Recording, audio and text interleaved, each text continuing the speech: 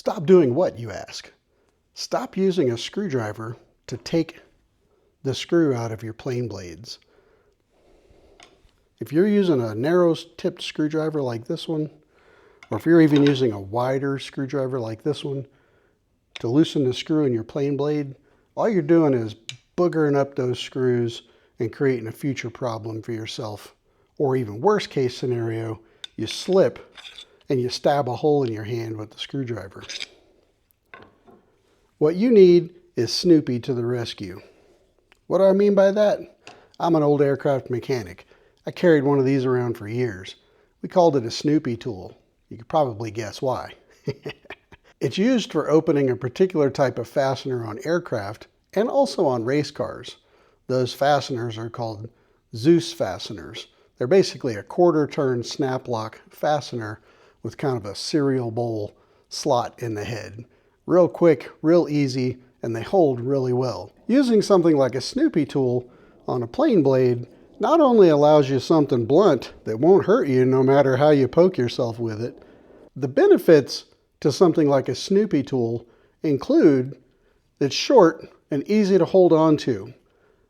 Because it's a lever, you have an ability to create more torque with it than maybe with the screwdriver. Especially if you're older like I am and you don't really have the hand grip that you once had, holding on to a screwdriver and creating this torque can be kind of hard. That's where Snoopy to the rescue comes in. The Snoopy tool, it's short, you can grab a hold of it.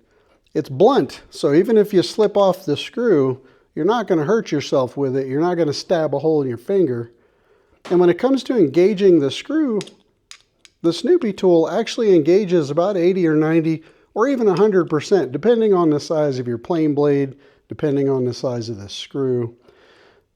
You can actually use the Snoopy tool to engage 80 to 100% of that screw length area so you don't slip out and create these boogered up marks. Now you might think that's the end of it, but what I've found in just a short time that I've been working around hand planes is that if you happen to booger up one of these screws, it creates a burr, and that burr, while you're trying to clean it with a rag or wipe it with your finger, it'll cut you. Or it'll grab a hold of your microfiber cloth and tear a thread out and create another kind of mess. Long story short, use the right tool for the job. If all you have is a screwdriver, make sure that it has the widest blade possible so you can engage all of the slot of the screw. And if you're using a long screwdriver like this, please be careful because you can slip and go right through a finger or nick a finger or cut yourself. Ask me how I know. If you're using a narrow tipped screwdriver for something like this, you really shouldn't. Stop. That's not the right tool by any stretch of the imagination.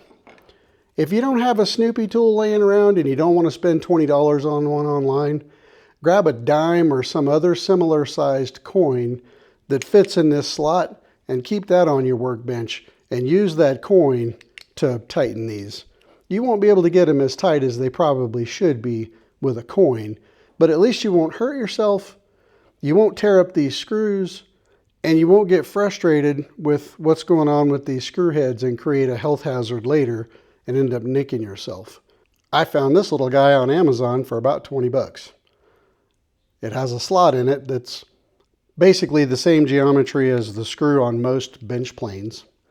And it has this neat little feature that allows you to slide this cap forward to create a bit of a socket out of it.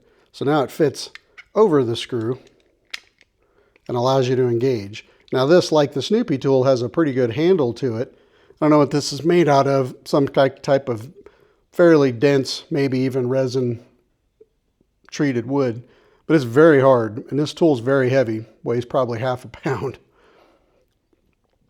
Something like this allows you to get over the screw head, get proper engagement, have something that you can grip with your hand and actually turn to get this loose. Pretty handy tool. Like I said, I think it was only about $20 on Amazon.